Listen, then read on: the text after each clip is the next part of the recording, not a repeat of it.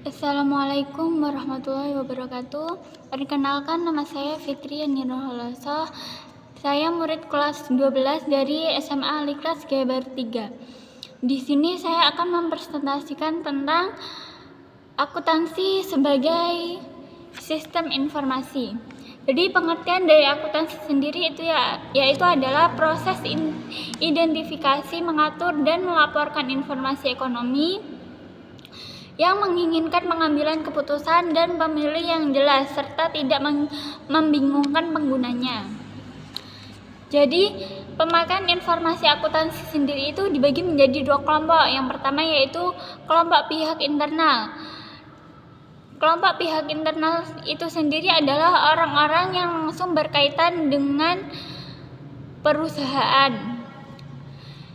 Pihak internal terdiri dari pimpinan perusahaan atau manajer, yang kedua kepala bagian akuntansi, yang ketiga kepala bagian keuangan, dan yang keempat kepala bagian lainnya.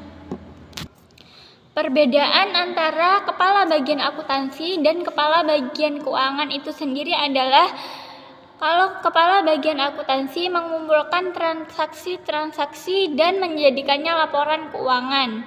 Jika kepala bagian keuangan itu sendiri adalah mengelola dana perusahaan. Terus yang kedua yaitu kelompok pihak eksternal. Kelompok pihak eksternal adalah pihak yang tidak langsung berkaitan dengan perusahaan, seperti contohnya kreditor atau pelanggan. Pihak eksternal itu sendiri yaitu ada pemilik perusahaan.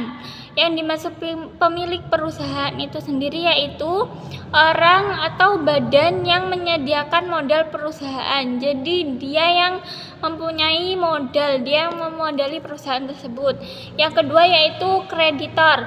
Kreditor sendiri yaitu adalah orang yang mempunyai tagihan kepada perusahaan karena meminjam dana atau memasukkan barang dan jasa perusahaan, seperti dia yang memberi pinjaman.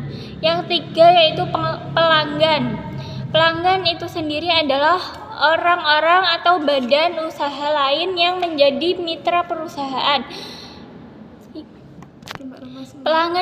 Pelanggan itu sendiri yaitu dia menjadi pendorong utama roda ekonomi perusahaan.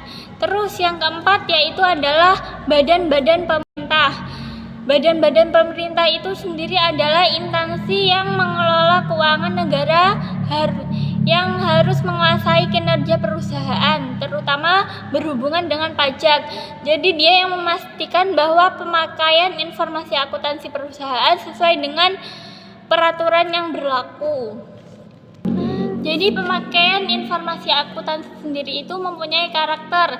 Yang pertama yaitu karakteristik pimpinan perusahaan atau manajemen.